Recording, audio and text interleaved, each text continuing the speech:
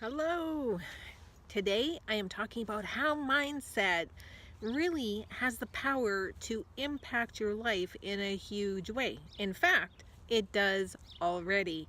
You might not even know it. When I was going through a really tough time in 2009, I was actually battling anxiety disorder and panic attacks. And, going through that, I had the opportunity to really figure out what kind of an impact thought makes on your everyday life. You see, anxiety is something that is caused from looking at the future. Depression is usually caused from looking at the past. And it's pretty hard to stay in the present when you can't be there. Fear is another thing that really shows up that has the power to distract you and focus on what you don't want rather than what on you do want. So it is super important when you are wanting to set a goal or achieve something, you pay really close attention to what you're thinking about, because feeding fear is the quickest way to make sure you don't get to where you want to go. You don't believe me? Think about it. When is the last time you tried to achieve something? Now, what was it that stopped you from getting it or slowed you down from achieving it? If nothing stands in your road, I don't know, go find another video to watch, because this isn't going to make any important impact in your day. But for most people, you can think of something where your challenge, when you think about it, it's creating some fear, it's creating some resistance, and it takes a little bit of time to get over it, because you see, the biggest challenge isn't actually the challenge.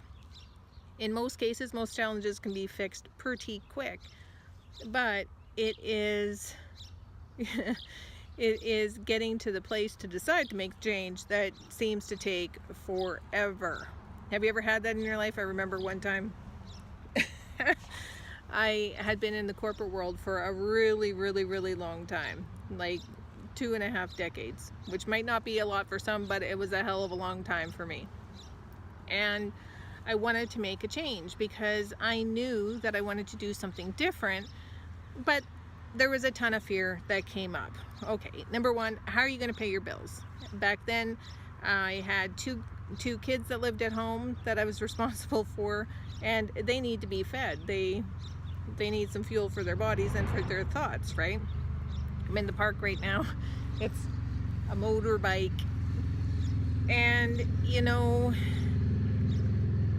I wasn't really coming up with the ideas that I needed in order to be able to make the change, because I kept on thinking of all the things that I had to do, all the things that I was responsible for, all the, oh my goodness, what if? Ever had that? What if it doesn't work? What if it does? And it took probably almost a decade for me to bite the bullet and actually leave the corporate world. And to be honest, when I left, I wasn't comfortable then either. It was just, I got to the point that I was so sick and tired of being sick and tired that I needed to make a change. Not that it was bad. I mean, I liked the corporate world. I loved the people that I met. That was part of the problem, because when you have those connections, you don't want to leave them. You get to spend more time with those people that you work with than you do your own family in most cases. And for the workaholics that are watching, I mean, you spend more time than the average, right, with people outside of your family. So it is really, really, really important to sit down and think, okay, what is it that's scaring me? Why is it scaring me? And when you can gain some clarity on that, then you can start working towards making the decisions that you need to make in order to go in the direction that you want to go. Make sense? Now, that's all easy to say. It's not quite so easy to do, right? And that is because mindset has the power to use fear against you. And when fear is working against you, it's difficult to push past it, because the woulda, shoulda, couldas and what ifs, they get louder instead of quieter. So how do you really get fear to shut up? Well, you don't, but you do have the power to give it less control. So when fear shows up, because it's going to, expect it. You can't, I tell this to my coaching clients all the time. Fear and comfort do not coexist. Think about it. If you're comfortable, that means that you know everything that's happening. There's nothing new. It's comfortable. Even when it's uncomfortable, it's comfortable because you know what to expect and what to do. Fear usually shows up with the unknown. So unless you're really comfortable with the unknown, which I don't even know how that's possible, because people that are comfortable with the unknown are usually adventure seekers, and it's the adrenaline that they seek because there's that fear, right? Anyway, I digress. But if you're comfortable, you know what to expect. There's nothing new happening. If you're feared, it's because you don't know what to expect. So you're either going to stay with what you know or make a change. But whatever you decide, you either have to decide to stay the same or do something new, because you can't stay the same and do something new at the same time. Well, unless you invest more time, but then you're doing something different than you did before, so you're going to get a different result. It's the definition of insanity, right?